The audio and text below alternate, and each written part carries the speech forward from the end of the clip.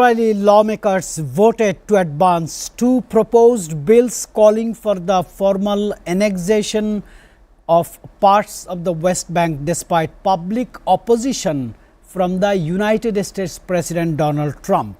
Why this is so significant, why this is so important, why it is matters. Reason is, annexation would represent a major shift in the Israel-Palestine conflict, affect regional diplomacy, US relations, and potentially spark broader instability. It's a huge breakthrough right this moment popping up in the international medias. Ladies and gentlemen, welcome to SCTV's International Affairs, broadcasting from SCTV's Dhaka studio. My name is Rashid Kanchan. I will be your host. I have very distinguished panelist who is very good at international affairs, conflict resolution, and of course crisis management. My very favorite Air Commodore Ishfaq Elahi Chaudhry, very well respected person. And of course we have our international affairs commentator Shamsul Alam Pantho. Let me begin with our international affairs commentator, sir. What are the other topics you see leading in the international top news medias right this moment? Well, thank you so much, Mr. Kanchan. Very good afternoon to all of our viewers, and also welcoming Mr. Ishfaq Elahi Chaudhry back into the studio. We know that for the past couple of days, Norman Floyd Barnes is not being able to join us due to worldwide AWS service shut off. But I want to come to the latest news that I have on my desk. The US Senate blocks the government funding bill for the 12th time. We know that the government shutdown is now on its 22nd day in the third week, and the voting came right after Democratic Senator Jeff Merkley wrapped up a marathon speech on the Senate floor after speaking for more than 22 hours to protest President Donald Trump's presidency. And on the other side, we have the US administration imposing new sanctions on Russia's top oil firms over the war in Ukraine. They include Rosneft and Lukoil, citing that they have a lack of serious commitment to end the war and to establishment of peaceful procedures. And not only so, Turkey and Qatar signed a series of agreements and joint declaration as a part of the 11th meeting of the Turkey-Qatar High Strategic Committee. This is a huge another development. Turkey's President Erdogan is right now in Doha, and he has a series of meetings with the Qatari counterpart, and he is also finding some opportunities to stabilize the Middle East situation. Sir, as we are talking about the West Bank annexation bill by Knesset, it is voted, it is passed, but there will be so more hard consequences world has to see.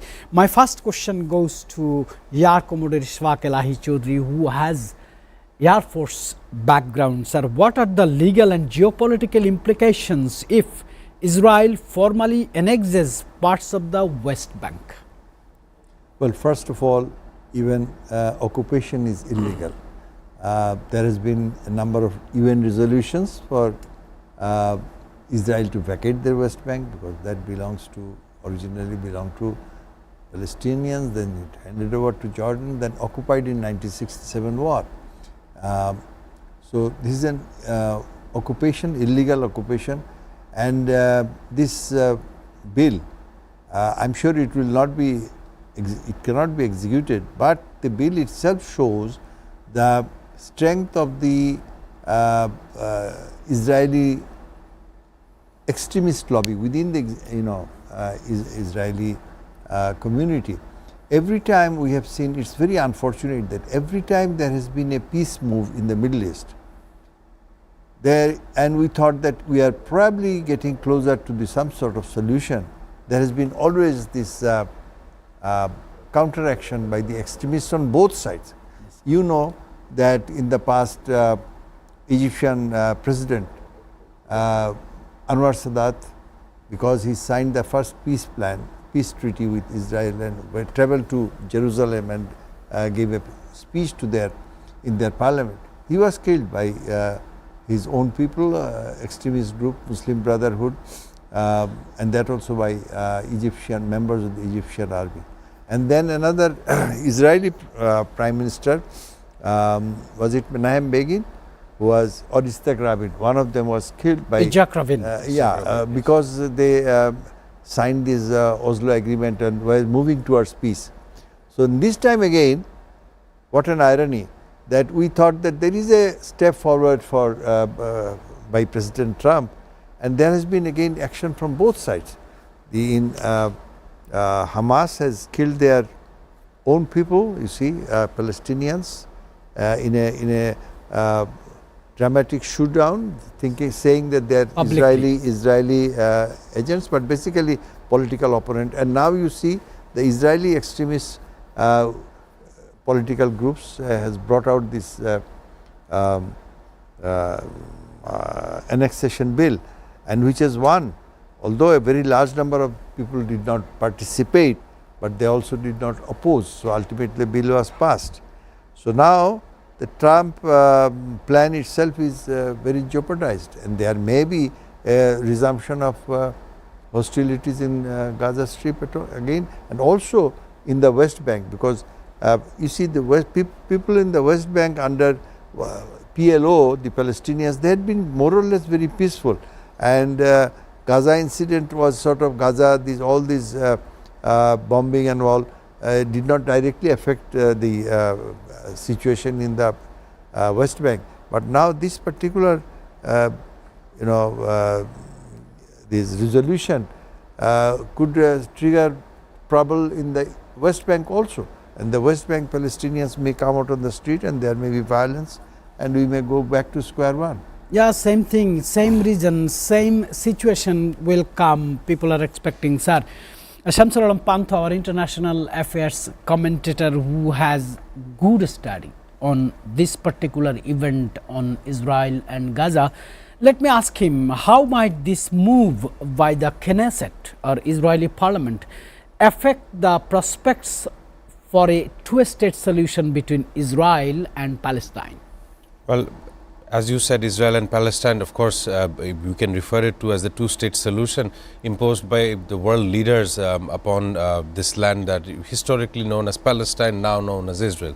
And we know that the Tel Aviv was actually initially a desert area which now has become the capital of Israel, and that is how it had happened 8 years ago. But right now the Knesset has passed a preliminary reading of bill to annex the occupied West Bank. This is what the story says. And it said that 25 lawmakers supported the bill, including Avi Moaz, leader of the far-right Noam party, while 24 opposed to it. The Knesset has 120 members in total. So right now it's more of whether they are going to pass any kind of law which fulfill their intention to decimate and removal of this ethnic tribe, if you call them that, the Palestinians who reside in West Bank and Gaza. And of course, the World Court rules, the International Court of Justice has ruled, and it has every right to do so under the Geneva Convention, to pressurize Israel, to allow to open up and facilitate impartial human rights groups like the Red Cross, third state relief efforts to go into Gaza. Sir, I have gone through the global medias. Washington Post supported this action by the Knesset. They have written, proponents argue that Israel asserting sovereignty could create clarity about governance, security, and allow Israel to strengthen settlement population. On the other side, New York Times also supported, according to their article, they have written it may shift dynamics and force all parties to confront the status quo, potentially opening the door to new negotiations from a changed baseline. But Wall Street Journal directly opposed this action. They have written, annexation is widely viewed as a violation of international law and could severely undermine Palestinian rights and statehood helps. And British tabloid written, it risks inflaming regional tensions, provoking backlash from Arab Muslim world, and may destabilize an already fragile situation, what you like to call last 3 days. I want to do one more question to you, then I will come to sir. That is, could this annexation drive further destabilization or spark increased violence in the region, or might it force new negotiations? Well, this ceasefire between the two sides, when it occurred, the death toll remained at 67,000.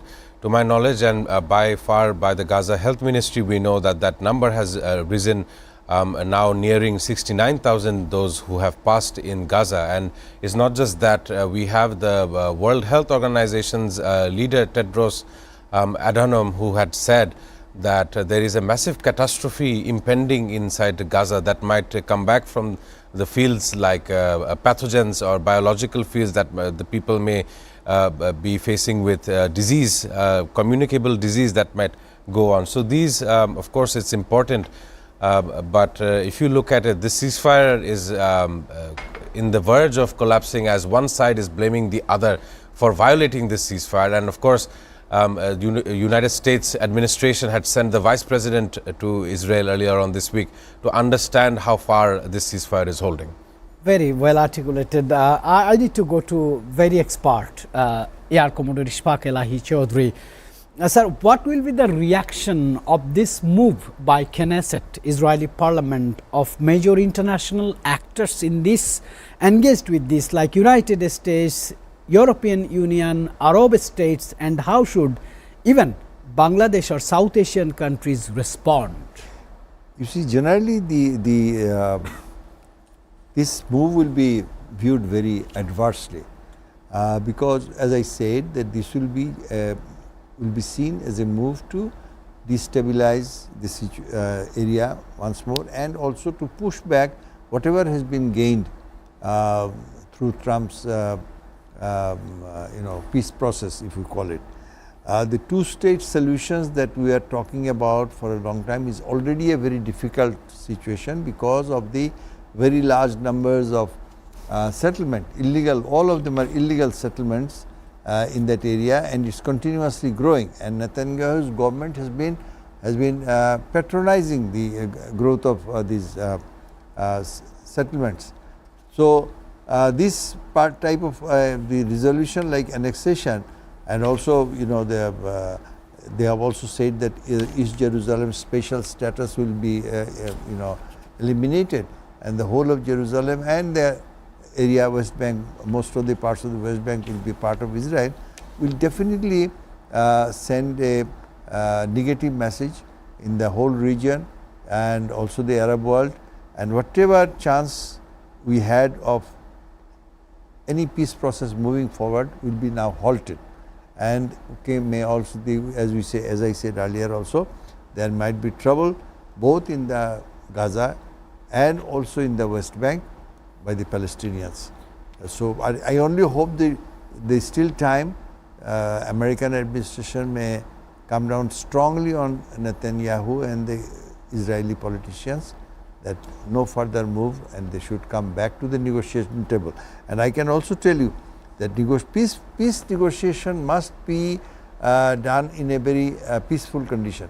You cannot precipitate a situation and force somebody to come to the negotiation table, because that will never work. There cannot be a negotiation from a position of coercion. It has to be voluntary. Sir, one more question I just want to ask, because people of Bangladesh have a lot of fascination and favor for the Palestinian Muslim Brotherhood. Now, my question would be like this: for countries like Bangladesh with strong pro-Palestinian sentiment, what policies or diplomatic stance become more urgent in light of this development? Well, if this matter goes to the United Nations, I am sure Bangladesh will strongly support this, and if any other media, Bangladesh will be there to support the cause. But unfortunately, you see, the real politics is this, that in that level of where now the talks are going on, Bangladesh will have very limited role to play, except creating opinion.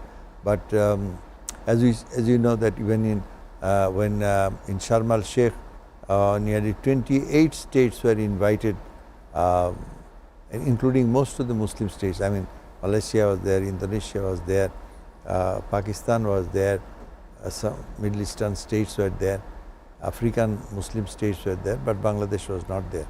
So I don't think that there will be great year, but definitely if there are further moves and the return of violence in that area, this will not only create a huge public opinion within Bangladesh, we might even see some protest march going on to the towards the American embassy or towards the some of the American installations here, and also it creates, as I said, that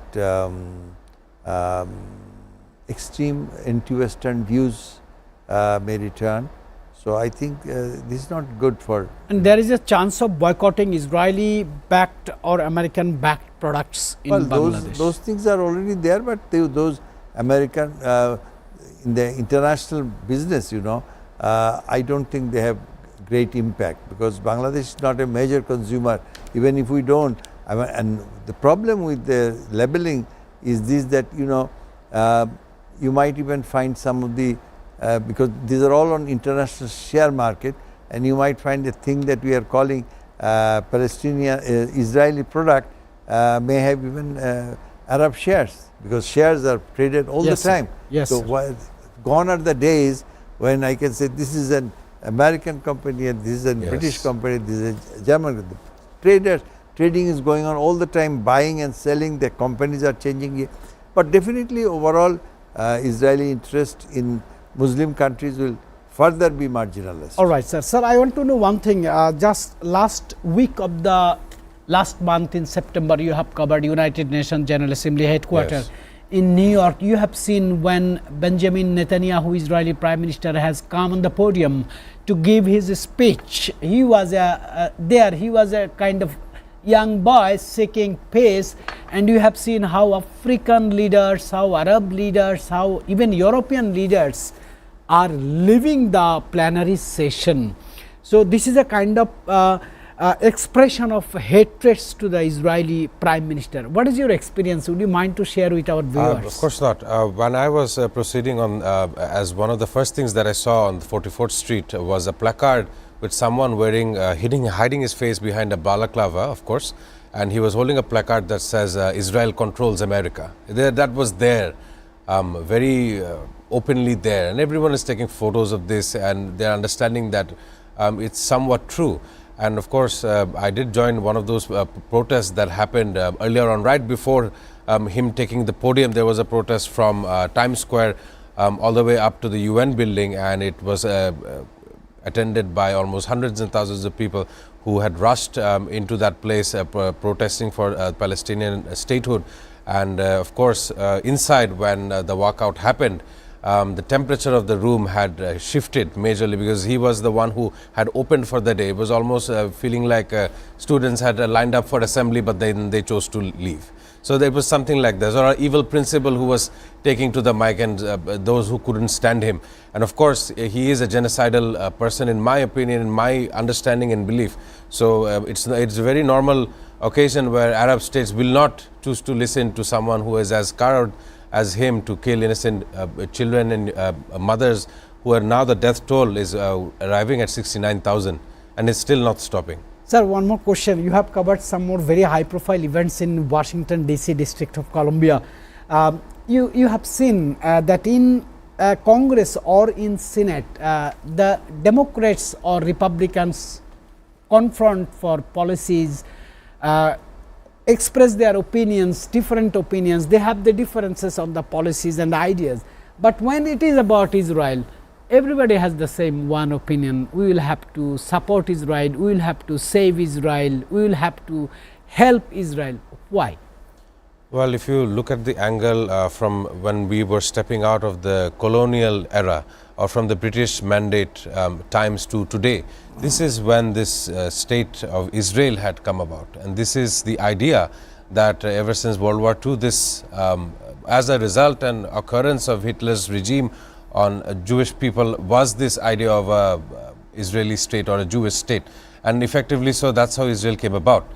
Of course, there are leaders who are always there who will say that we want the betterment and a better future for Israel, and that is what the generic terms of politicians in the United States are. This is my opinion. One such politician that came about very recently is Zoran Mamdani, who had commented saying that he will only work for the boroughs of New York and for the people of New York only, and he did not need to comment on whether or not he would be traveling to Israel if he is elected to win. I was listening his speech. He said directly Donald Trump does not have that much money to buy the election in New York, and he said endo como that New York is not in sell list. I want to do one question, historical question. So far history says King Edward VI, he was the mastermind to create Jews state in Middle East, and President Roosevelt was a patronizer for this. But America did not support Israel till 1973 before the invasion by the Anwar Sadat. Anwar Sadat did an unexpected invasion to Israel and he has recovered his land in Sinai.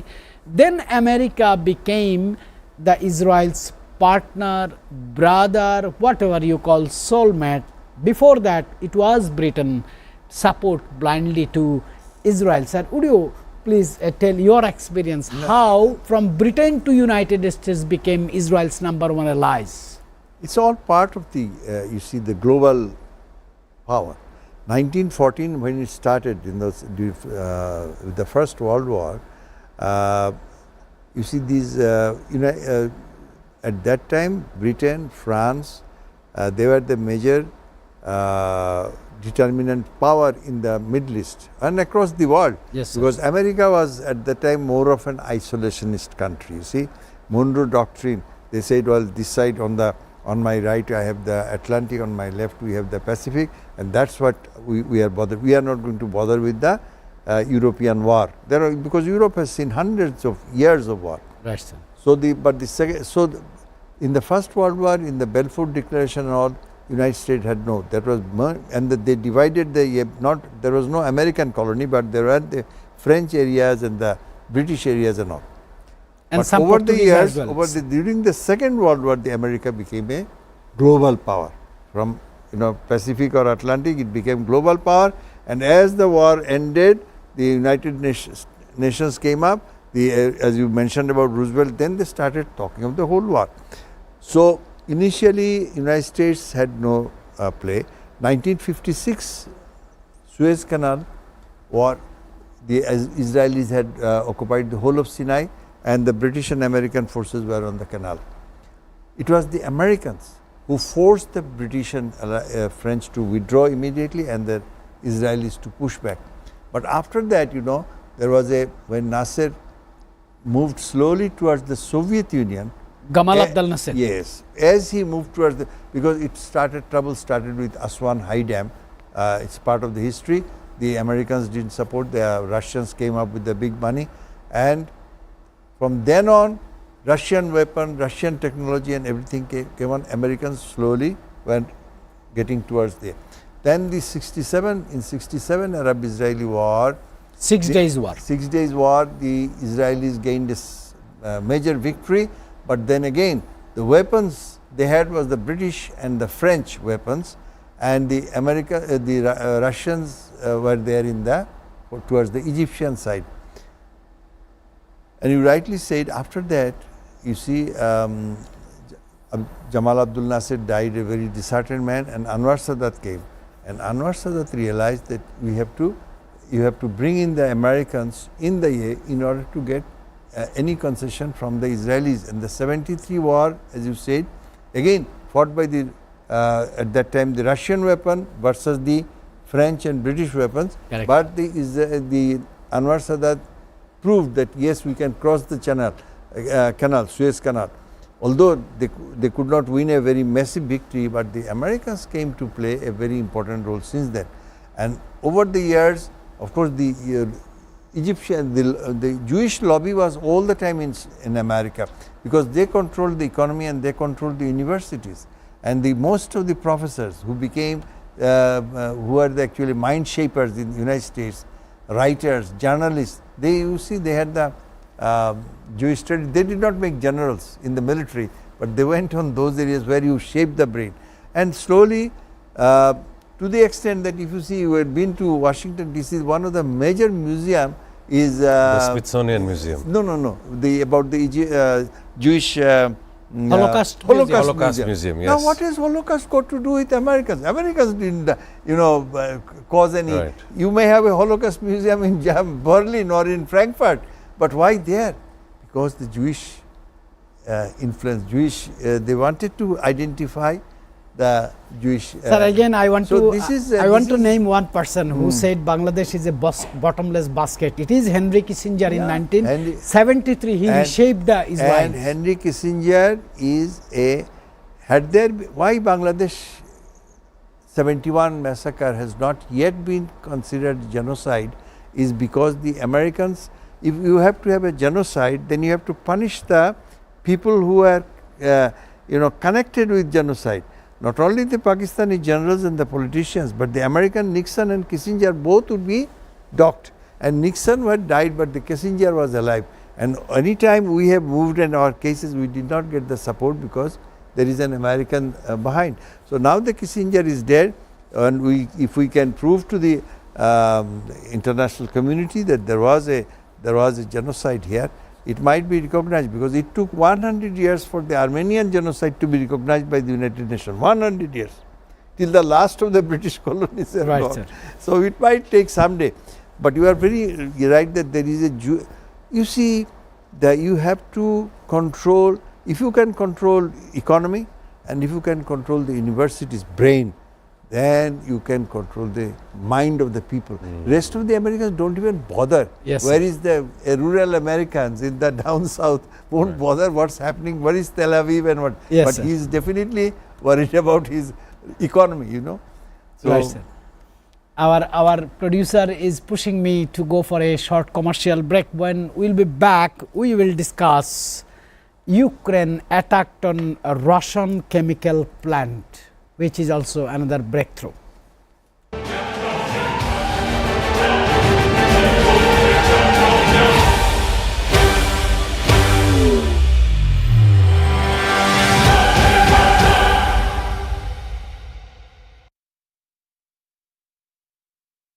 Cuisines.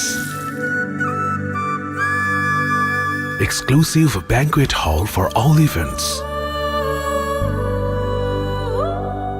5-star luxurious rooms and suites with bulletproof glass. Fiberglass swimming pool. Relaxing spa. Well-equipped gym. Experience panoramic beauty at Satv Restaurant. Welcome to Grand Palace Hotel. Grand Palace Hotel and Resorts, Jollar Par, Zindabazar, Silet, Bangladesh. বাংলাদেশে দীর্ঘ ৩৭ বছরের সাফল্যের অগ্রযাত্রায় SA Paribahan parcel and courier service এখন আধুনিক ও শৈল্পিক স্থাপত্য শিল্পের দেশ মালয়েশিয়ার কুয়ালালামপুরে। লাখো গ্রাহকদের প্রয়োজনের দিক লক্ষ্য রেখে নিশ্চিত, বিশ্বস্ততা ও আন্তর্জাতিক মানের সেবা এখন door to door. SA Paribahan courier and parcel service SDN BHD 120 জালান্তুন HS Lee 50050 Kuala Lumpur, Malaysia. SA Paribahan parcel and courier service আপনার সেবায় সবসময়।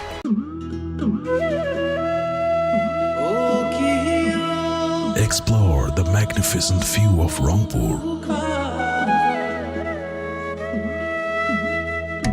5-star facilities, rich chain hotel, Grand Palace. Relax in With drones and missiles. I want to do a question to our international affairs spacious rooms and suites. Enjoy local and international cuisine. involving nature of the Russia-Ukraine war. Okay, so let's just focus on the Russian-Ukraine war as of recent, and let's try not to be repetitive. Whenever there is a Ukrainian attack on Russia, say for example, which is not conventionally heard, when you see the media reports, you'll only see how Ukraine is trying to garner help from European countries or United States.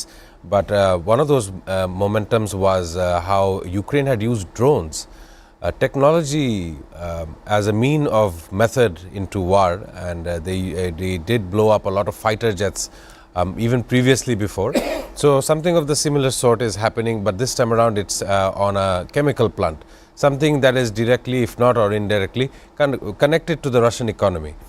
And of course, their war is now taking a very dirty stance, as even Donald Trump had mentioned that he does not want it didn't feel right to him to meet with Vladimir Putin in Budapest, as we were discussing before, in Hungary. And these are the news that came about regarding this issue. But of course, Volodymyr Zelensky and Norwegian Prime Minister Jonas Gahr had met in Oslo to discuss the continued military support and offered a pledge of 130 million US dollars in energy aid as a part of EU partnership to help Kiev through this winter. So this is the latest update. Sir, let me know from Air Commodore Ishfaq Elahi Chaudhry. He has long service track record in Bangladesh Air Force, and he understands war and conflict better than all of us. Sir, how might this escalation affect Russia's domestic front and its war economy and Ukraine's military calculus as well? Well, Ukraine military, as long as it will continue to get the Western support, West European support, especially NATO support, Zelensky probably plans to continue, notwithstanding the huge human and economic loss that his own country is suffering. Compared to Russia, his manpower is much smaller, you see. So, and when the young people are dying, one can imagine what will happen to the next generation. And mind you, I am going to talk of the class that it is always the less advantaged people who die. The top aristocrats or those who have money, their children have gone to America or Europe, and poor Ukrainians are dying. And same thing is happening in Russia. Yes, sir. All these 3 years of war has taken a huge toll of manpower in Russia. But then Russians have some advantage. They have got others less, like Caucasus region, mostly Muslims, but poorer. And they can be used as a war fodder, you see. The Mercenaries. Mercenaries are, sacrificial animal, you might say, because elites from the Russian university, Russian Moscow, they have all gone. They have gone, or they will not be going to the war. We are seeing, what we are saying is a First World War scenario being fought in 21st century, because this type of hitting, counter hitting, fighting on the front, you see, and huge human loss. This was not the war that we studied or we foresaw coming.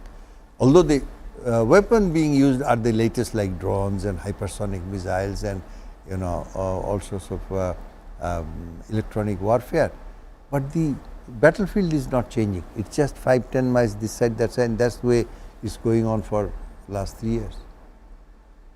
So one of the setbacks here is that just like the peace process in Middle East, one step forward, two step back. Yes. Similarly here, we are watching a same thing. There was a glimmer of hope, and yes, Trump, before he became president, he said that I'll fix it up in 72 hours, yes, or things like that. But now you see months and months have passed, and neither Putin nor Ye is eager to meet, because you see they can only negotiate when both sides can declare that we won it. You see, that means there has to be such a situation where both sides say enough is enough, but we have not lost. He can tell, Putin can tell the Russian people that, you see, we have all the sacrifice that we made was for something that we have gained, and Zelensky can also, or the Western Europe can say, yes, we fought well and we have been able to stop the Russians.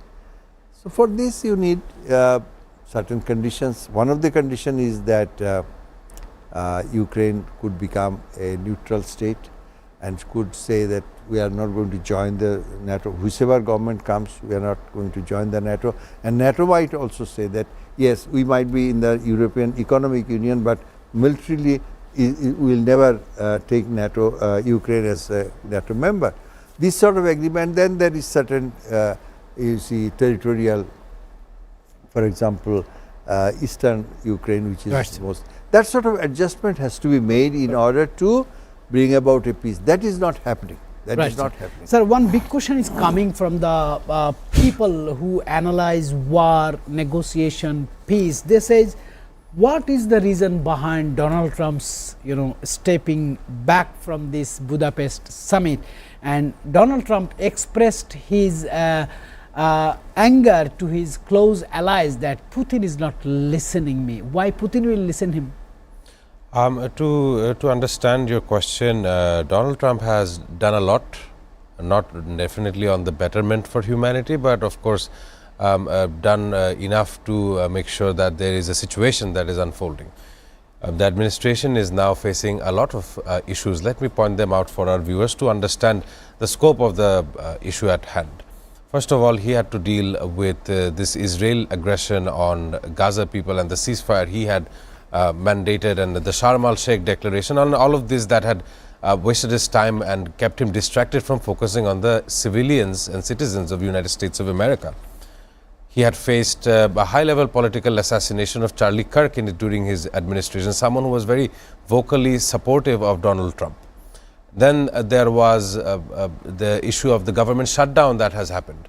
And yesterday I picked out on this news, I'll pick it out on this matter today.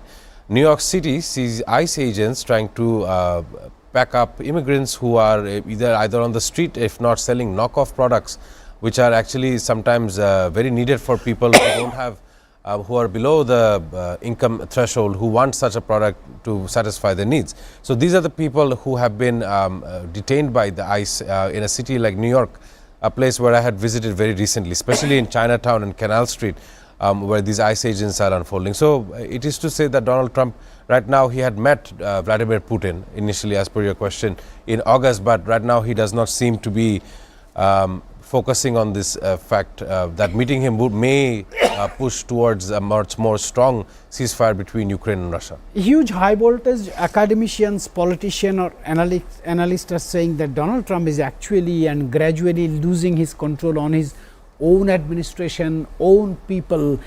His Middle East peace plan also will be fragile one day. People will see again fight between Israel and Hamas. He failed to bring Putin and Zelensky in the table. Finally he failed. So his prospect is also not clear at this moment. I want to come to South Asian situations are again Afghanistan and Pakistan border is not facing peaceful friendship, friendly relations. It is still tension and escalated situation. What is your comment? Why Pakistan, Afghanistan? Why Pakistan, India? Why Pakistan, Iran? Disputes with every neighboring countries with Pakistan. Well, it's all part of history, you see, all part of history, as we said in another occasions, that Afghanistan has never recognized the Durand Line. The Durand Line, which was drawn by the British after the Second Afghan War, when the Afghanistan was defeated and sort of a very weak state, and the line was arbitrarily drawn. And whatever the government has come in has never recognized the border, and they continue to claim what is now known as Pakhtunkhwa. Not only that, some part of northern Balochistan, which is Pashtun speaking people. Afghanistan believes that these lines were drawn when we are very weak and we could not. So Afghanistan is the only country, when Pakistan applied to join the United Nations after independence in 47, they were the only country in the world that voted against. Afghanistan was a member. So since then, all the government, including the present Taliban government, which we can say nurtured and educated or trained and supplied, and they lived all these years in Pakistan, when they went and occupied Kabul, you remember the first person who went, foreign dignitary, was the Pakistani foreign minister, and said, we have now entering into a new phase, although they have not yet recognized the government as such. But you see, now they want, Pakistan wanted to create a barbed wire fencing along the border in order to, but they said that we have always been traveling. What is this? Yeah, we don't believe in passports and all. So there is a problem there. With Iran also they have a problem on the western border because of the Shia Sunni problem. the Iran is a Shia state, and that particular area bordering Balochistan, Iranian Balochistan and Pakistani Balochistan, they are Sunnis, and there are Sunni guerrillas, and they often engage in the fighting, and the Iranians have entered into Pakistan and have hit certain of the tribes, and you know that even Pakistan symbolically also they went and attacked. So they have a problem there, they have a problem with this, and India-Pakistan of course has been, since again 1947, legacy Kashmir has been a problem, and it continues to remain a problem. And now you see, what India has done is the Taliban governments, now that they are at loggerhead with Pakistan, so India got an opportunity, and Afghanistan was also looking forward to some friendship, so they came, and very symbolically the Afghan foreign minister visited the Deoband Madrasa, was very warmly received by the teachers and students over there, and a sort of you can say atat. Maybe they will be seeking some not only diplomatic and economic support, but maybe military support from India. And we have seen this sort of, as they say, that politics is strange bedfellows. We might see a future, Taliban in India sort of rapprochement in order to keep Pakistan busy on both front, on the eastern side with India and the western side. Very interesting dynamics is going on. When I will be back, we will discuss something. North Korea's recent moves. They have launched new missiles who has more capacity, more things. And I will ask you a question, sir, regarding the India-Bangladesh relationships, because India is shamelessly criticizing Bangladesh's internal affairs, which is against the UN Charter and of course Geneva Convention. Ladies and gentlemen, allow me to go for a short break.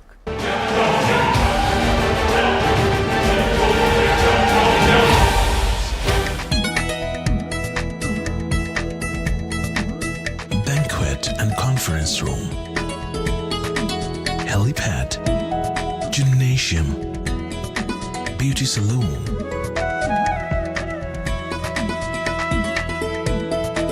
restaurants and bar, cafe lounge,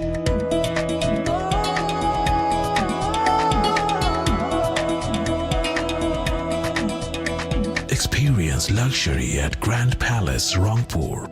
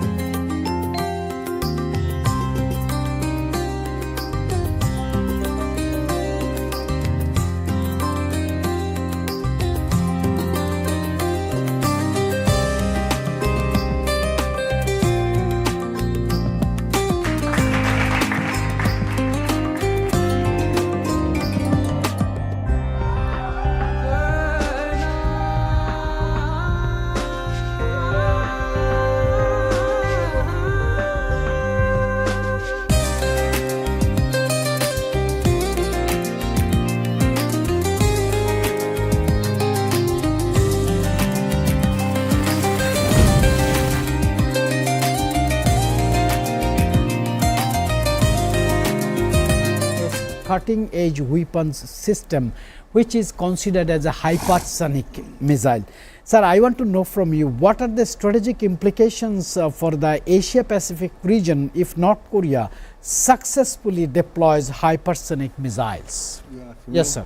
Well, North Korea has a huge stock of atomic weapons also. So hypersonic missiles, if it is conventional warheads, well, there are technology available now to stop that also.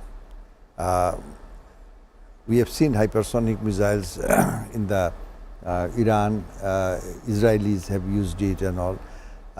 Even in India, Pakistan, this small conflict, there was use of hypersonic missiles. But what you see, the most people who are most worried are the South Koreans. You see, this was one country. They have Koreans have both sides. They are very proud of their own country. You see, 1,000 years of history. You see, but they were separated from 1953 onwards because of the war.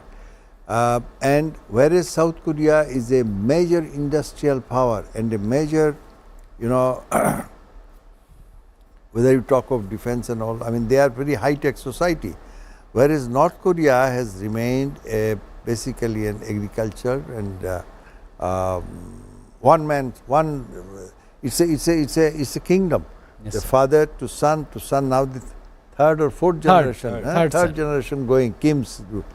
They have not seen democracy. Most of the people, they never travel outwards. You see, the country is totally disconnected. Isolated. Isolated country. No aircraft goes there. Nobody comes out. You see, it's so except organized tours. Sometimes people go to see what is this kingdom at all. And only on few years back, they were having serious agricultural shortage and all, and United Nations was helping them out.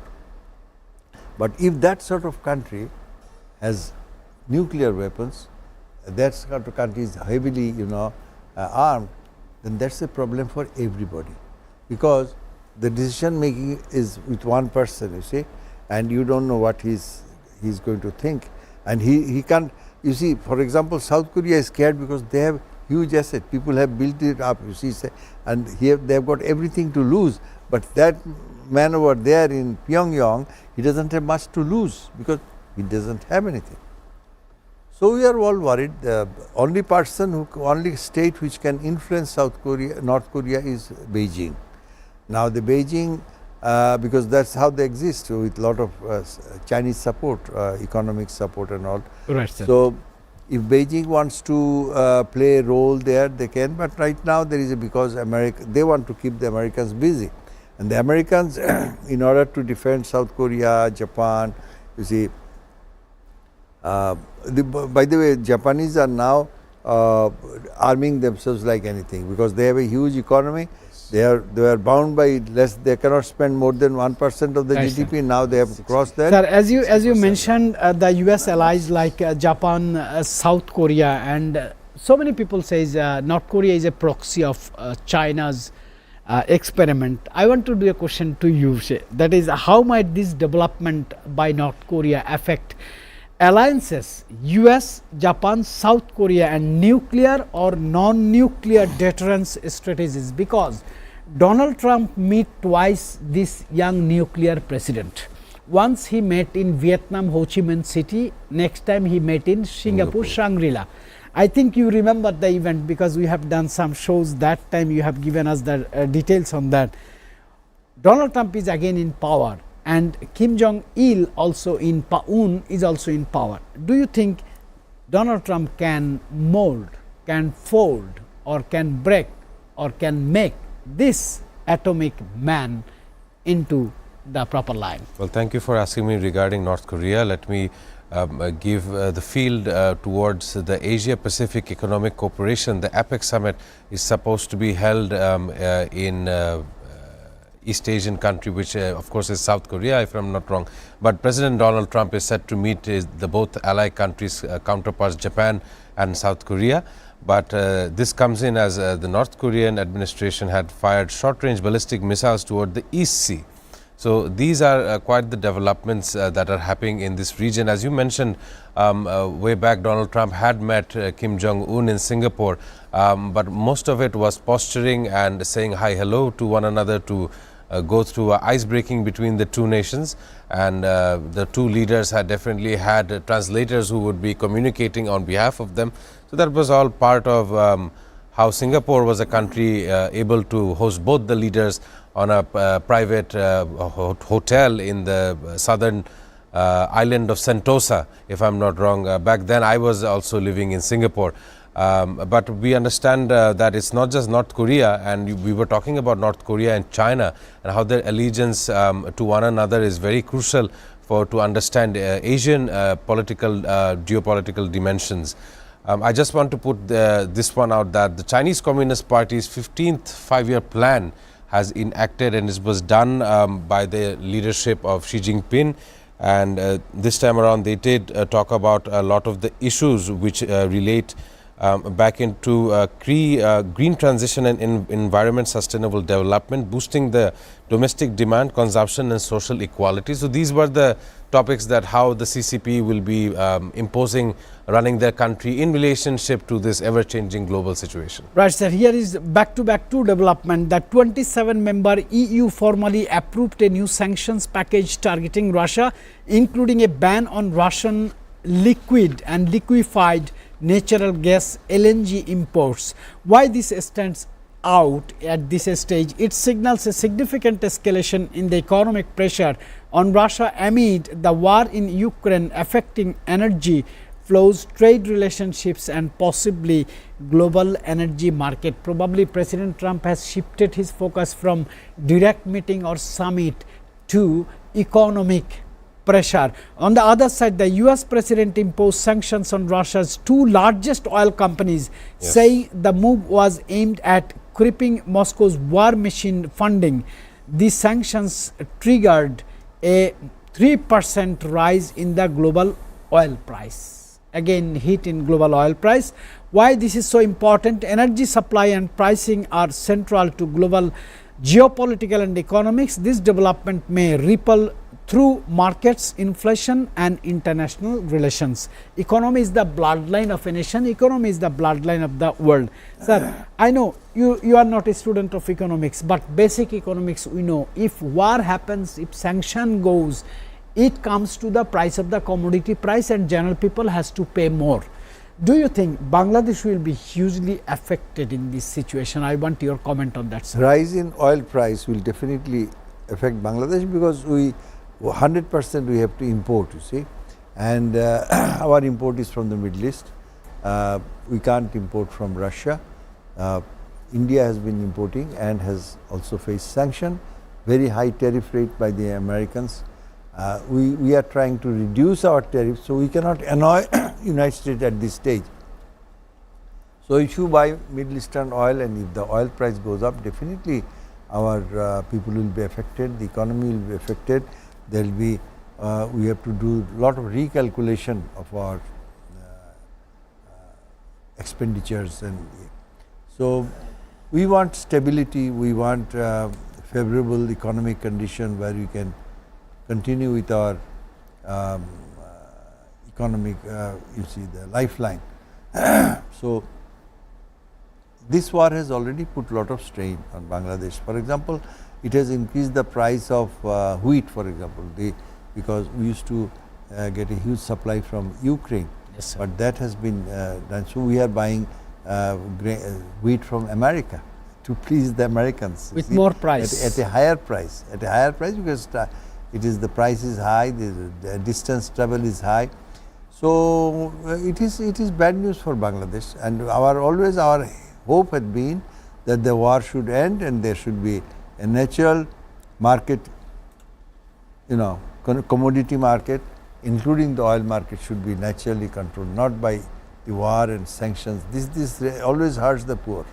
All right, sir. So there is one question is coming from different economic perspective. Organization like CPD, Center for Policy Dialogue, they said stopping buying products from neighboring country which has the less transportation cost, instead of buying products from like Brazil, from so distant country, will actually affect our economy.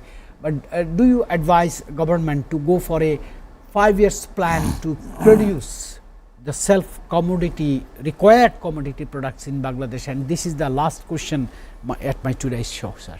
Well, of course, one must recognize how much gearing you need of the economy for you to become self-sufficient in order to fulfill all the demands your country has. But going against the fact to not trade with immediate neighborhood and to look for sourcing otherwise, we have to understand what kind of effects it will have in the economy, whether it will become difficult for people to attain these commodities at that price, and will that be sustainable for Bangladesh in the long term. So these are the set of questions that you must ask with every kind of purchase, whether it be beef, whether it be meat, whether it be internet for that matter to be dealt, what kind of internet shall we procure, whether it be Starlink, what kind of services we can expect from other economies. These are the questions that we must ask ourselves. But of course, the smooth progression towards a bustling economy and a bustling megacity of this planet, we must understand if our people can truly afford it. Right, sir. According to diplomacy, how much far behind we are, I can give you one example to today's viewers. Suddenly, the then trade minister called a press conference in the secretariat, and I was a field reporter that time. I have gone there. He said proudly that 250 items China has withdrawn tariffs from us. We can export free trade agreement to China, 250 items. I asked that minister, what are the 250 items and how many we export? He said, China doesn't import anything from Bangladesh. This is the situation of our diplomacy. This is the situation of our negotiation skills. So politicians has to think, has to develop themselves to serve the country. Ladies and gentlemen, we'll see you on Sunday again with more news, more updates and more latest news breaking stories.